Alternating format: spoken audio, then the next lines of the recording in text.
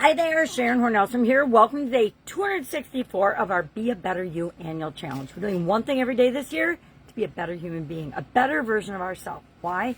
That's the only person we can be a better version of. The only thing we can do on this planet and in this life is to be the best possible human being that we can be. And that's what this year's challenge is all about. Today's topic, focusing on spiritual health and well-being. I use a 9-part life framework, talk about this a lot, to kind of add some sense to this structure to what is otherwise pretty chaotic existence, chaotic life, right? Some people have really mellow, flowy lives, and mine is much more mellow than it used to be. But I started using this framework. It was a 7-part life framework until 2021 after I'd gotten some coaching. And then I added the areas of communication and contribution. You can see I added them on here after using this awesome graphic for ages. This is actually written backwards because I use an Android phone, and I have never switched, and they have not figured out how to switch writing around for us yet, like iPhone has, so I continue to write backwards, which is a really fun skill that I never thought I would need, but I'm pretty good at it now.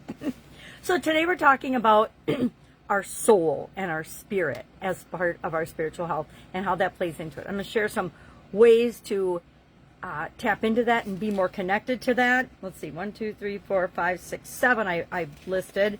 But first, let's get a definition of your soul or your spirit. It is, I'm going to read this because I actually looked one up. It's a concept refers to a person's immaterial essence or inner self, our non-physical part of us that gives us consciousness and identity, right? I'm never ceases to amaze me that some people don't realize that we all have this little voice going on in our head all the time. That is our subconscious mind. That is us leading us. That's our inner self communicating with us all the time. Some people are really good at blocking that out. Other people are excellent at tapping into that and using that to show up in the world in a way that is much more real and positive and authentic than if we're just showing up as human being robots going through the motions of our lives, right? So what are some ways that we can enhance? I guess I would love to know how you tap into and feel connected to your inner self, your inner knowing, your inner wisdom, your soul and your spirit. Now, I had a death experience 15 years ago. It's been 15 years now. I can't believe it. It's like I'm a teenager again. And that blew my mind and changed my whole belief system around, and not all of it, but it really reinforced what I believe when it comes to our inner self, our being. I call it our being. I think we're like big beings in little human being bodies, and that we are much more than our physical being.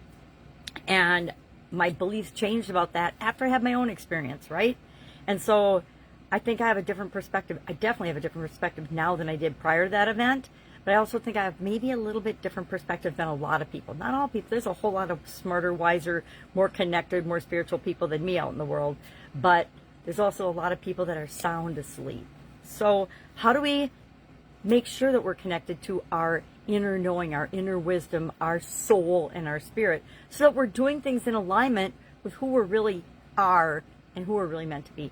I honestly believe that beings, the vast majority of us, are good, positive, and want to make the world a better place. And that there's a small fraction of evil that exists in the world because we live in a parallel universe where opposites exist.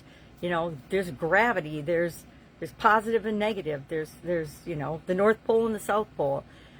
And we just need to know what side of that line we're going to be on. And guess what? That's always a choice. We always choose how we want our life to work out. Whether we believe it or not, we get to choose, and what we're thinking about is what we're creating. So let's think about how we can connect to that inner wisdom, our soul, and continue to live in alignment with who we really came here to be. Well, number one, prioritize what's important to you, right? You have to know what your priorities are. Secondly, get plenty of rest and sleep.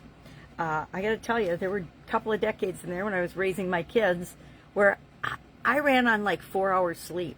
Literally for a couple of decades, between businesses, work, and raising my family, being married and trying to keep a household together. Literally, was sleep deprived for at least 2 decades. Through my 30s and my 40s, pretty much no sleep. And then I dropped dead at 50, so that told me that I needed to change a whole lot of things.